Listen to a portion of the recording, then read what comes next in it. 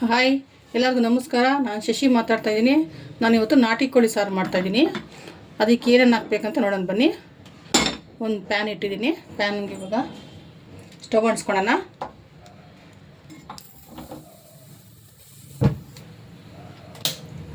ಇದಕ್ಕೆ ಒಂದು 2 ಸ್ಪೂನ್ ಎಣ್ಣೆ, ಒಂದು 3 ಸ್ಪೂನ್ ಧನಿಯಾ, 2 ಬ್ಯಾಡಗಿ ಮೆಣಸಿನ್ಕಾಯಿ, ಒಂದು 10 ಗುಂಟೂರು ಮೆಣಸಿನ್ಕಾಯಿ,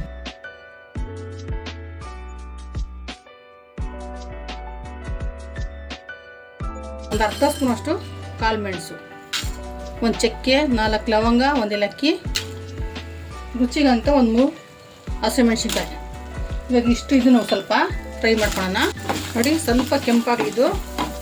ಇದು ನಾಟಿ ಸ್ಟೈಲ್. ಇದು ಈ ಥರ ಧನಿಯಾ ಮೆಣಸಿನ್ಕಾಯಿ ರುಬ್ಬಿ ಮಾಡಿದ್ರೆ ತುಂಬಾ ಚೆನ್ನಾಗಿರುತ್ತೆ.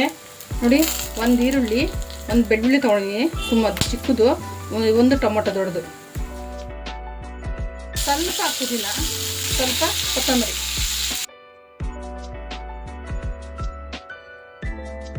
ನೋಡಿ, ಇದು ಚೆನ್ನಾಗಿ ಕೆಂಪಾಗಿದೆ.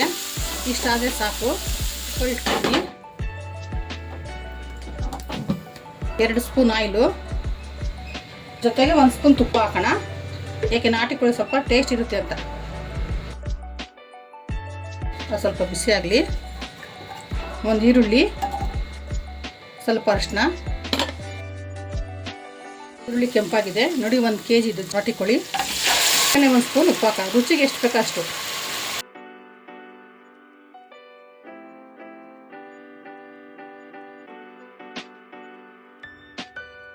ಇಲ್ಲಾಂದ್ರೆ ಹಾಗೆ ಮಸಾಲೆ ಹಾಕಿದ್ರೆ ಒಂಥರ ಚಿಕನ್ ಎಲ್ಲ ಚೆನ್ನಾಗಿರೋದಿಲ್ಲ, ಟೇಸ್ಟ್ ಇರೋಲ್ಲ.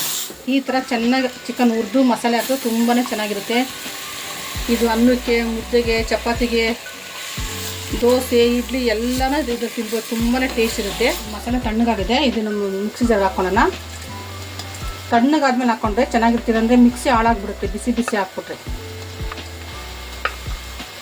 ಮತ್ತೊಂದು ಜಾರಿಗೆ 1 ಕಪ್ಪು ತುರಿದಿರೋ ಕಾಯಿ ತುರಿ, ಉದುರೋದು 1 ಸ್ಪೂನ್ ಗಸಗಸೆ, ನಾನು ಸ್ವಲ್ಪ ಹಾಕ್ತೀನಿ. ನೋಡಿ, ಚಿಕನ್ ಇವಾಗ ಈ ಥರ ಆಗಿದೆ. ಇವಾಗ ಇದಕ್ಕೆ ನಾವು ಮಸಾಲೆ ಹಾಕೋಣ. ಚೆನ್ನಾಗಿ ಎಣ್ಣೆ ನೀರೆಲ್ಲ ಇಂಗೋಗಿದೆ. ನಾವು ರುಬ್ಬಿಟ್ಟಿರೋಂಥ ಮಸಾಲೆ, ಸ್ವಲ್ಪ ಮಸಾಲೆ ಹುರಿಯೋಣ. ಒಂದೇ 1 ನಿಮಿಷ ಸಾಕಿದೆ, ಏಕೆಂದರೆ ಮಸಾಲೆ ಎಲ್ಲ ಹೊಂದ್ಕೊಳ್ಳಿ ಇದಕ್ಕೆ ಅಂತ. ನೋಡಿ, ನಾನು ಮಟನ್ ಸಾರು, ನಾಟಿ ಕೋಳಿ ಸಾರು ಎಲ್ಲ ಇದೇ ಥರನೇ ರುಬ್ಬಿ ಮಾಡೋದು. ಮಸಾಲೆ, ಕಾಯಿ, ಗಸಗಸೆ ಮಾತ್ರ ಲಾಸ್ಟಲ್ಲಿ ಹಾಕ್ತೀನಿ, ಒಂದು 2 ವಿಸಿಲ್ ಬಂದಮೇಲೆ. ನೋಡಿ, ಇದಕ್ಕೆ ನೀರು ಹಾಕೋಣ. ನಿಮ್ಗೆ ಎಷ್ಟು ಬೇಕಷ್ಟು ನೀರು ಹಾಕೋಣ.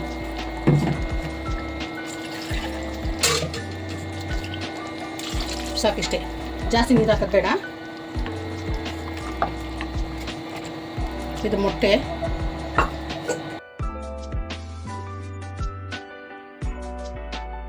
ನೋಡಿ, 2 ವಿಸಿಲ್ ಆಗಿದೆ. ಇದು ಸಾಕು, ತಣ್ಣಗಾಗಿದೆ. ನೋಡ್ರಾ, ಇವಾಗ ಇದಕ್ಕೆ ನಾವು ರುಬ್ಬಿಟ್ಟು ಅಂತ ತೆಂಗಿನಕಾಯಿ ಹಾಕೋಣ. ತೆಂಗಿನಕಾಯಿ, ಗಸಗಸೆ, ಸ್ವಲ್ಪ ನೀರು ಹಾಕೋಣ. ಇದಕ್ಕೆ ನಾನು ಕಾಯೆಲ್ಲ ಒಟ್ಟಿಗೆ ರುಬ್ಬಿ ಹಾಕೋದಿಲ್ಲ, ಅದು ಚೆನ್ನಾಗಿರೋದಿಲ್ಲ. ನನಗೆ ಅದು ಅಭ್ಯಾಸನೇ ಇಲ್ಲ. ಇದೇ ಥರ ಹಾಕಿ ನನಗೆ ಅಭ್ಯಾಸ. ನಮಗೆ ಇವಾಗ ಇದನ್ನು ಒಂದೇ ಒಂದು ಕುದಿ ಕುದಿಸೋಣ. ಆಯಿತಾ, ಗ್ಯಾಸ್ ಅಂಟಿಸಿ.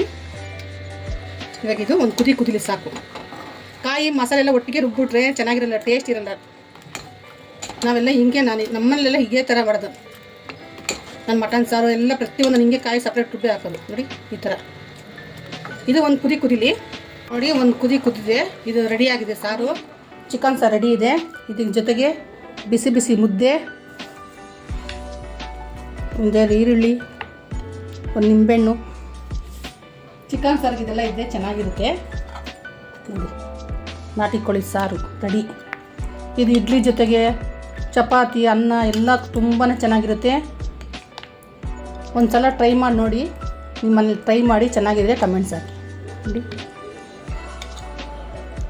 ರೆಡಿ ಆಯಿತು ನಾಟಿ ಕೋಳಿ ಸಾರು ಮುದ್ದೆ.